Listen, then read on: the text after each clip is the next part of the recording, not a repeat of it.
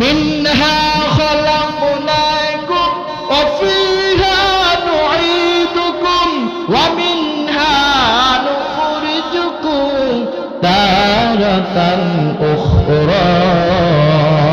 আমার আল্লাহ তাআলা জানায় দেন রে গোলাম, আমি আল্লাহ তাআলা তোমাদেরকে মাটি দিয়ে সৃষ্টি করে দিয়েছি বান্দা, মনে রাখবা। আবার এই মাটির গর্তের মধ্যে তোমাদেরকে রেখে দেব। এ বান্দা, আপনি আমি দুনিয়ার মধ্যে কেউ বাঁচতে পারবো না, আপনি আমি দুনিয়ার মধ্যে কেউ টিকতে পারবো না। আমার আল্লাহ তাআলা বলেন, এই দুনিয়াটা আমি বান্দা তোদের জন্য একটা পরীক্ষার হলের মতো বানায় দিলাম। এ যুবক, ভালো করে কথাগুলো শুনো। আমার আল্লাহ তাআলা বলেন, এই পরীক্ষার হলের মধ্যে, এই দুনিয়ার মধ্যে যারা আমার কাছে পাস করতে পারবে, আমি আল্লাহ তাআলা শুধু তাদেরকে আমি আমার জান্নাতের মধ্যে দিয়ে দেব। চিল্লায় বলেন না সুবহানাল্লাহ, আরো জোরে জোরে বলেন না সুবহানাল্লাহ। আমার আল্লাহ তাআলা জানায় দেন রে গোলাম, এই দুনিয়ার মধ্যে বাহাদুরি আর কয়দিন করবার যুবক, আপনাকে আমাকে মৃত্যুর স্বাদ একদিন গ্রহণ করতে হবে। এই দুনিয়ার মধ্যে কিন্তু আপনি আমি কেউ বাঁচতে পারবো না। কুল্লু নাফসিন যায়িকাতুল মাউত, এই মাউত নামে মৃত্যুটা কিন্তু আপনাকে আমাকে একদিন গ্রাস করে ফেলবে। এই মৃত্যু না জানি কার পিছনে ঘোরাঘুরি করতেছে। এই বাজান একবার চিন্তা করে দেখো, গতকালকে আমাদের এই পীরগঞ্জে বাস স্ট্যান্ডে এমন একটা জায়গার মধ্যে 3টা মোটরসাইকেল এমন ভয়াবহ ভাবে অ্যাক্সিডেন্ট হয়ে গেছে, কয়েকটা যুবক সাথে সাথে মারা গেছে। বান্দা একবার চিন্তা করে দেখো, ওই যুবকগুলো যদি জানতো আজকে আমি মোটরসাইকেল নিয়ে যদি এই পাশে যাই, তাহলে বুঝি আজকে আবার দুনিয়ার মধ্যে চির বিদায় হয়ে যাবে। আজকে বুঝি আজকে আমার সারা জীবনের জন্য চোখগুলো বন্ধ হয়ে যাবে। আজকে আমি যদি এই জায়গার মধ্যে যাই, আমি বিবাহ শাদী নতুন করলাম, আমার এই বউটাই মনে হয় কোনোদিন আমার কাছে আর স্বামী বলে ডাকবে না, আমি তার কাছে আর সময় দিতে পারবো না। বান্দা একবার চিন্তা করে দেখো, এই যুবকগুলো যদি ভাবতো এগুলো যে ওখানে গেলেই মৃত্যু হবে, তারা কিন্তু কখনো ওই জায়গার মধ্যে যাইতো না। কথা বলেন ঠিক কিনা? মুসলমান ভাইরা আমার, মরণ কার কোন জায়গায় লেখা আছে কেউ বলতে পারবো না। এই জন্য নবীজি বলেন, উম্মত রে, মৃত্যু হওয়ার আগে তোমরা আমার মালিকের কাছে তওবা করে নাও। মৃত্যু হওয়ার আগে তোমরা আমার মালিকের কাছে খাঁটি তওবা করে নাও, তওবা করে নাও।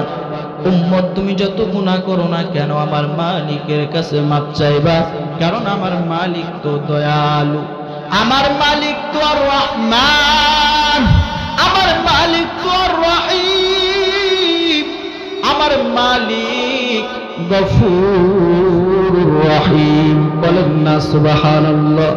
এ মানুষ, রহমতের নবী জানায়া দেন, উম্মত তুমি এত পরিমাণ গুনাহ করেছো, এত পরিমাণ তুমি গুনাহ করে করে জীবনটাকে নাফাক করে ফেলেছো। এ উম্মত, তুমি গুনাহ করতে করতে তোমার জবানটাকে নাফাক করে ফেলেছো, তুমি গুনাহ করতে করতে তোমার হাতগুলোকে তুমি নাপাক করে ফেলেছো। এ যুবক, এ ভাই, এ বোন, ভালো করে কথাগুলো শুনে নাও। রহমতের নবী বলে, তুমি এত পরিমাণ গুনাহ করেছো, এই গুনার খবর যদি তোর মা জানে, তোর মা তোকে সন্তান বলে আর মেনে নিতে পারবে না। এই গুনার খবর যদি তোর স্ত্রী জানে, তোর স্ত্রী তোকে স্বামী বলে আর মেনে নেবে না। এই গুনার খবর তোর যদি সন্তানেরা জানে, ওই সন্তানগুলো তোকে বাবা বলে ডাকবে না। যুবক, রহমতের নবী জানায় দেন, এত পরিমাণ এই মানুষটা গুনাহ করেছে, এত পরিমাণ এই উম্মতটা গুনাহ করেছে। গুনাহ করতে করতে করতে করতে জীবনটাকে পুরো নাপাক করে ফেল দিয়েছে, হাতগুলোকে নাপাক করে ফেলেছে, পাগুলোকে নাপাক করে ফেলেছে, চোখগুলোকে নাপাক করে ফেলে দিয়েছে।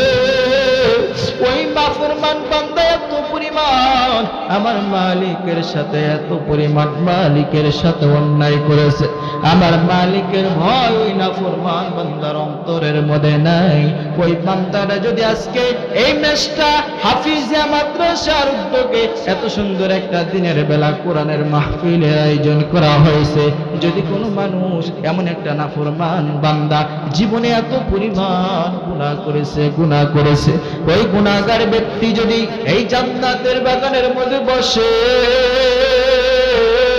রাহমাতাল লিল আলামিন জান্নাতার উলামায়ে কিরামরা বয়ান করবে, কোরআন থেকে কথা বলবে, হঠাৎ করে যদি তার সিনার মধ্যে কোরআনের কথাগুলো যদি ঢুকে যায়, হঠাৎ করে যদি আমার মালিকের ভয়টা তার অন্তরের মধ্যে ঢুকে যায়, আর সে যদি আমার মালিকের কাছে দুইটা হাত তুলে বলে ও তোর মালিক, ও আল্লাহ, আমি আপনার দরবারে দুটা হাত তুলে ফরিয়াদ জানাই, ও আল্লাহ, আমি আপনার দরবারে দুটা হাত তুলে কামনা করতেছি, ও দয়ার মালিক, আপনি আমাকে কত কিছু দিলেন, আপনি আমার কত সুন্দর ঘুমটা দিয়ে দিলেন, কত সুন্দর আমার খাবারের আপনি ব্যবস্থা করে দিলেন, আপনি সব কিছু আমাকে আপনি ব্যবস্থা করে দিলেন, এরপরও আপনি আমার ঘুম বন্ধ করেন নাই, আমি নামাজ না পড়ার কারণে আপনি আমার খাওয়া বন্ধ